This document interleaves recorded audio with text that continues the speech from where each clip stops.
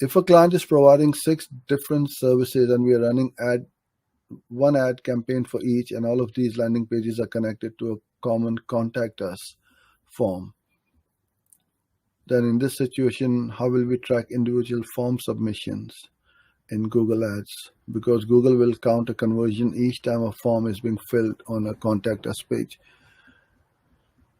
So I think what you are saying is you are sending all your traffic to your website or to that particular service page, and from there they have to go to the contact page to fill in the form.